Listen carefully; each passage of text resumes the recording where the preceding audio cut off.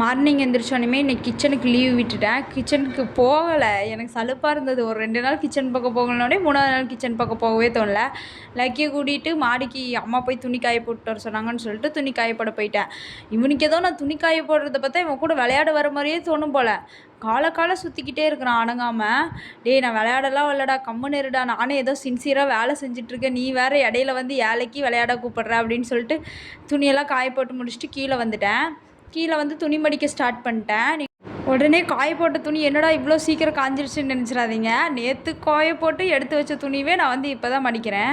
எனக்கு அவ்வளோ ஒரு சலுப்பு. துணி மடிக்கிற இந்த உலகத்தில் என்ன வேலை கொடுத்தாலும் செஞ்சிடலாம். அந்த துணி மடிக்கிற பாத்திரங்கள் ஒரு வேலையை தவிர மீதி என்ன கொடுத்தாலும் நீட்டாக செஞ்சிடலாம். இன்றைக்கி அம்மா வந்து லஞ்சுக்கு வந்து லெமன் சோறு தான் எடுத்து வச்சுருந்தாங்க.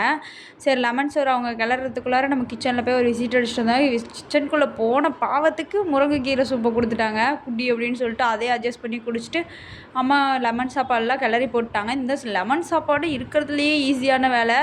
எங்கள் வீட்டில் அடிக்கடி செஞ்சுருவாங்க. ரொம்ப ஈஸி ரெசிபி, ஒன்றும் பண்ண வேண்டாம். ஒரு எலுமிச்சை பழம் போதும், நல்லா உருட்டி நல்லா சாறு எடுத்து வச்சுருங்க. அடுத்தது பேனில் வந்து எண்ணெய் ஊற்றி கொஞ்சம் கடுகு போட்டு அப்புறம் கருவேப்பிலை தழை போட்டு பூண்டு போட்டுட்டு அடுப்பு ஆஃப் பண்ணிட்டு அதில் வந்து லெமன் ஜூஸ் ஊற்றி அவ்வளோதான். அதை எடுத்து வச்சிட்டோம்னா லெமன் சாப்பாடு ரெடி. அதில் ஒயிட் ரைஸ் போட்டு கிளறிட வேண்டியதான். சாப்பிட்றதுக்கு வந்து கீரை கடையில் தான் செஞ்சுருந்தாங்க. சூப்பராகவே இருந்தது. ஜாலியாக சாப்பிட்டு இருந்தேன் உட்காந்து. இன்றைக்கெல்லாம் ரெடி ஆகிறதுக்கு முன்னாடியே சாப்பிட்டேன். ஒரே பசி. சாப்பிட்டு போய் நல்லா தெம்பாக ரெடி ஆகலான்னு சொல்லிட்டு சாப்பிட்டு ரெடியெல்லாம் ஆகிட்டு பேக்கில் எப்பவும் போல் லெமன் சாப்பிட்டோம், வாட்டர் பாட்டில் எல்லாத்தையும் அனைத்து இதர பொருட்களையும் எடுத்து வைத்துவிட்டு கிளம்பிட்டேன் ஆஃபீஸ்க்கும். கிளம்புறதுக்கு முன்னாடி என் தம்பி திருப்பதி போயிட்டு வந்திருந்தான் 2 டேஸ்க்கு முன்னாடி. அதில் லட்டு இருந்தது. அப்படியே எனக்கு அந்த லட்டை பார்த்தோன்னே அவ்வளோ அப்படியே மூஞ்சில் ஒரு 1000 வாட்ஸ் பல்பே எரியும். என்ன தான் லட்டு எங்கே வாங்கி தின்னாலும் இந்த திருப்பதியில் திங்கிற லட்டு மாதிரியே இருக்காது.